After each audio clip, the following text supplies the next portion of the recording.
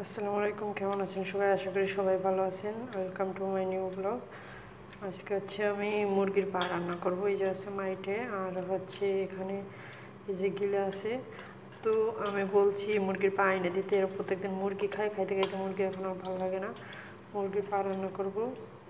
তো তার জন্য হচ্ছে ভালো করে ধুয়ে নিলাম, পরিষ্কার করেছি, এখন ধুয়ে নিচ্ছি গরম পানি দিয়ে। এই যে হচ্ছে হিটার,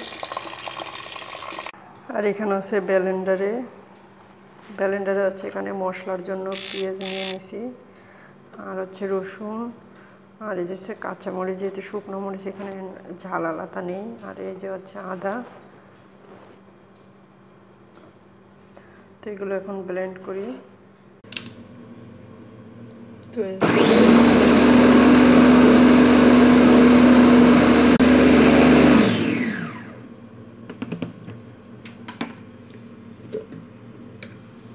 যে ব্লেন্ড হয়ে গেছে। তো পাতিল ধরাই দিছি, এখন আছে জাল জ্বালাবো। বিসমিল্লাহির রহমানির রহিম।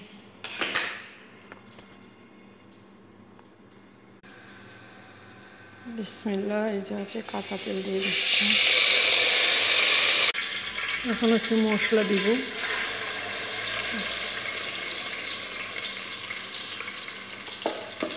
এই যে হচ্ছে বাংলাদেশের লাল মরিচ। তো এতটুকুই ছিল, আমি একটা আপার কাছ থেকে আনছিলাম। তো এখানে হচ্ছে আমি সকল মশলাপাতি সব কিছু, গুঁড়ো মশলা তারপরে সব কিছু দিয়ে দিলাম।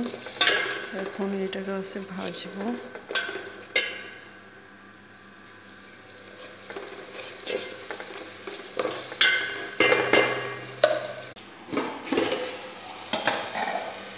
তো এই যে মশলা ভাজা হয়ে গেছে।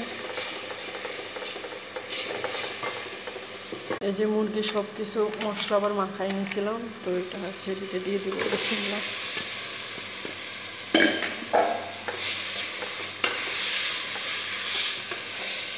ভালো করে আছে নাইড়ে দিচ্ছি, এখন হচ্ছে ডাইকে দিব কষানো।